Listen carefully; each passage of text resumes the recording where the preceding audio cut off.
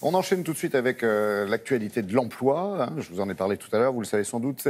Dans le cas de la vente d'une maison ou d'un appartement, aujourd'hui, le propriétaire doit absolument, obligatoirement faire appel à un professionnel certifié, s'il vous plaît, afin d'effectuer des diagnostics immobiliers. Alors la bonne nouvelle, c'est que ça crée des emplois pour les jeunes ou pour les personnes en reconversion. On voit ça avec Sophie Pignal.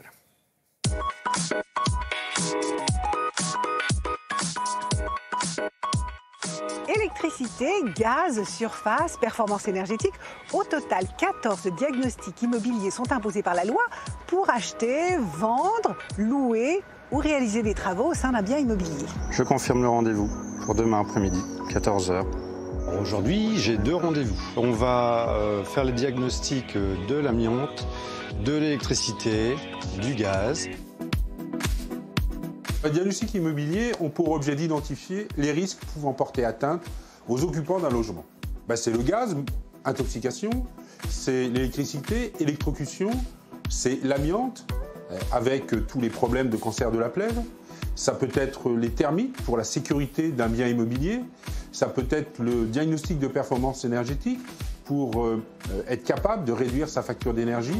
Les diagnostics immobiliers traitent l'ensemble des principales pathologies, anomalies qu'il y a dans un bien immobilier. Là, l'immeuble est de quelle année? De 94. D'accord.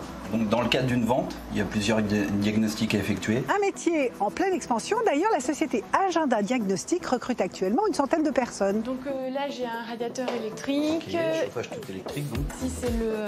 Aujourd'hui, il me faut 100 nouveaux collaborateurs, diagnostiqueurs, dans les mois qui viennent. On recrute dans le cadre de contrats à durée indéterminée parce qu'il y a de la formation et il y a une certification.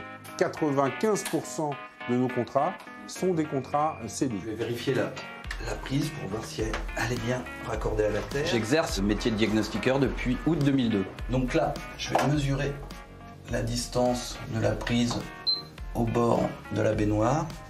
0,81, donc c'est bon, elle est en zone 3. Elle est protégée par un 30 mA. J'ai l'impression que ce que je fais est utile. Encore la semaine dernière, je passe dans un appartement, je rentre et je sens le gaz. C'était un appartement vide qui allait être loué. Et donc, ça a permis de détecter une fuite de gaz assez importante quand même. Et donc, les propriétaires ont fait les travaux. Voilà, ça a réglé le problème. Donc là, je vais faire le mesurage de la Carrez. Ouais. On recrute dans le cadre de contrats à durée indéterminée parce qu'il y a de la formation et il y a une certification. Donc à partir du moment où il y a un investissement de l'entreprise sur la formation et la certification, faire des CDD serait dangereux et peu utile. Pour certains, c'est l'opportunité de s'installer à son compte ou de devenir franchisé. Donc j'ai terminé, voilà, les performances énergétiques. Donc là, il y a toutes les données du bâti. C'est une reconversion professionnelle. Pour devenir diagnostiqueur ou ouvrir un cabinet de diagnostic immobilier, il faut être certifié.